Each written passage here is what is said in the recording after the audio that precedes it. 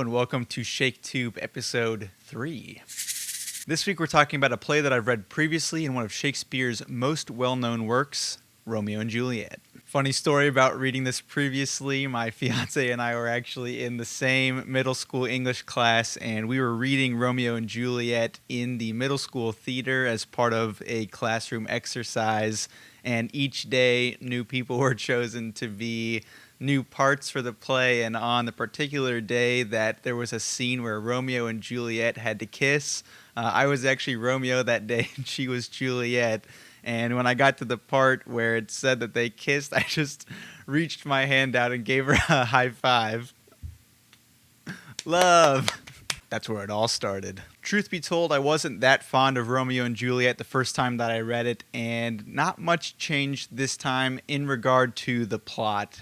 There's just so many aspects of this story that just don't jive with me. I think when you break it down into two of the largest parts of the play, looking at the love between Romeo and Juliet and the feud between the Montagues and Capulets, it just doesn't get fleshed out as much as you would hope that it would.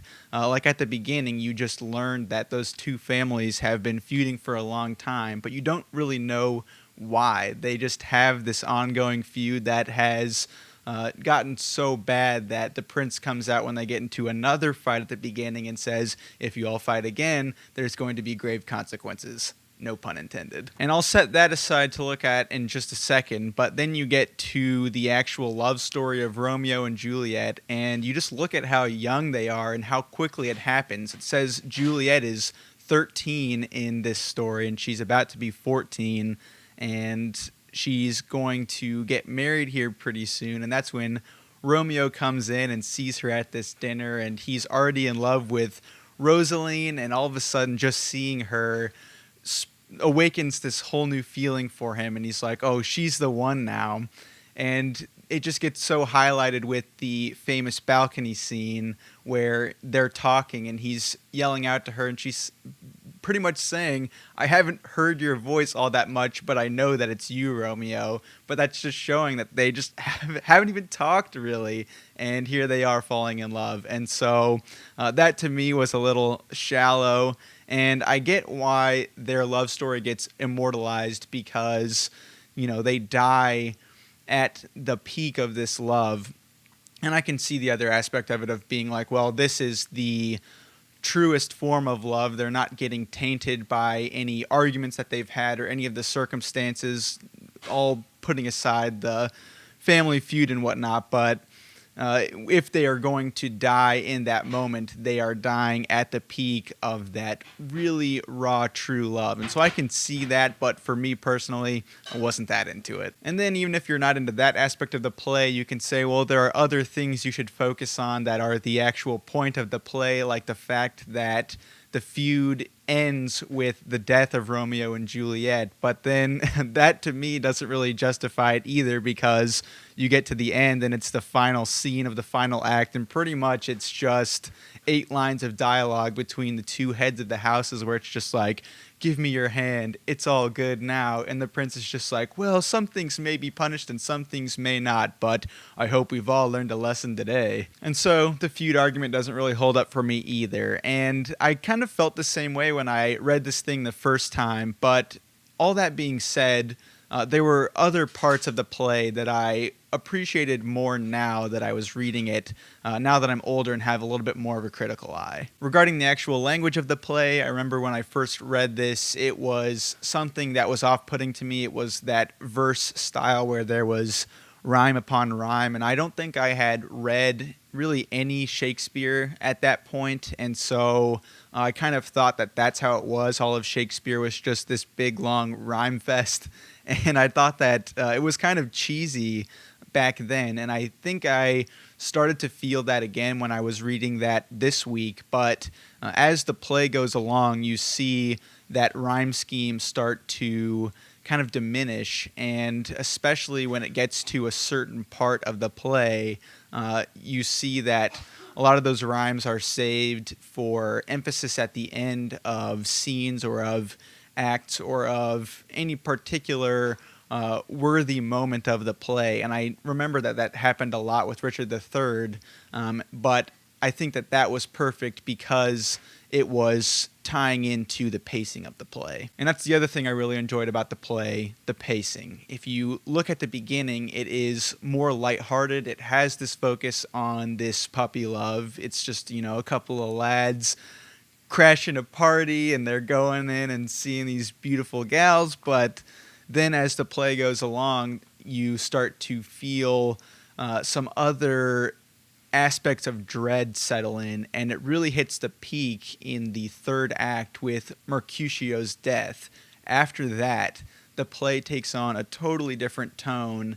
I don't know if I can describe this in colors to make sense, but at the beginning it kind of has, these pinks and reds, and then you get to the end and it's these grays and blacks. But everything really feels like it has taken a turn for the worse, and I thought that was really well done, that it hit the peak right there. And not every story has to have that perfect arc where it hits that point in the middle, but I thought for this story in particular, it worked really well. And that's what just gets me to appreciate Shakespeare's writing overall, is even though I didn't enjoy the plot, I thought that he had a bunch of moments where he wrote them well enough that kept the play interesting and allowed it to become the classic that it did. And there's another example of his writing choices that was a big highlight for me, and that happens in the part where Juliet takes the potion and everybody thinks that she's dead, and so everybody's kind of mourning, but you don't want your audience to mourn in that moment. Of course, you know that she's not actually dead because it was explained that the potion was just supposed to put her into a deep sleep, but everybody else in the play is acting like she's actually dead. And so, if you have the vibe of the play hit a point where everybody's mourning that much earlier, you don't get a huge impact with the end of the play when Juliet actually dies and when Romeo actually dies. And so after she gets taken off the stage during that potion sleep, there are the musicians that were supposed to be there for the wedding. They're still around on the stage, and there becomes a really comic moment out of that scene because they start to banter around and somebody else comes in and is asking them to play these lighthearted songs even though everybody assumes that Juliet's dead. And it really makes you as an audience member not get into that state of mourning yet and maybe have some hope that things are going to turn out okay. And so then when it gets to the very end of the play, when Romeo and Juliet actually die, it does hit that much harder. So that's about as deep as I'm going to get regarding the plot and the structure of the play, just because I've talked about it in the past in class, and I'm sure a lot of you will get into this a little bit more in your videos. But I also did some research here, which I didn't do in the past, which again just created a new understanding and appreciation of the play. And one of them has to do with the inspiration for Romeo and Juliet. And again, makes me feel more appreciative of Shakespeare's abilities. Not only can he craft great plays out of stories from history, he can also adapt other stories really well, like he does in this case. And so I found out that Romeo and Juliet is actually based on an Italian tale called The Tragical History of Romeus and Juliet, and that's by Arthur Brooke in 1562. And then he also took some inspiration from a retelling of that story in Palace of Pleasure by William Painter in 1567. And so I've kind of talked about the dates that he wrote a lot of these plays in the other two videos, but this was said to have been written probably in the early to mid 1590s, and so it was fairly recent for him to take that work and craft a really great play out of it that was popular not only in his time but in ours as well. And so I'm kind of curious on how it differs from those earlier stories. And one of the things that I did see with the tragical history of Romeus and Juliet is it has a little bit of a darker ending. The nurse is banished at the end, which I don't think she is here. Also, the apothecary is hanged for his involvement in all of the events that happen at the end with him giving Romeo that poison, and then also Friar Lawrence leaves to go to a hermitage for the rest of his life. And I think that that kind of fits the mood a little bit better. Like I said, you get to the end, and even with the heads at the house, they have that moment where they do reconcile, but it doesn't feel like there was a lot of closure for a lot of the characters, especially because the nurse and Friar Lawrence helped out so much with this plot that, you know, maybe this wouldn't have turned out the way that it did had they not helped Romeo and Juliet just go through this entire process of trying to see each other and break the law to be together.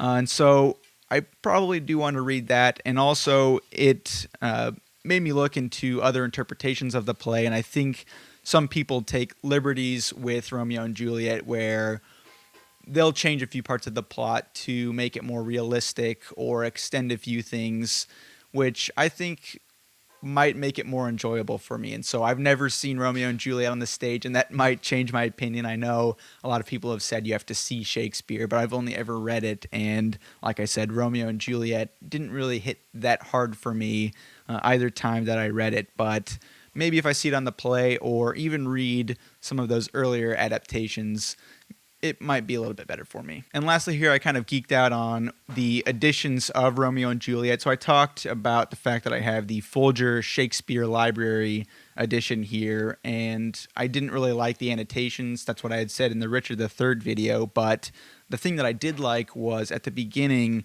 it has a lot of extra information that if you choose to read it, you can actually get a lot of really cool insights on the study of Shakespeare, not just the plays, but the person and the publishing of the plays.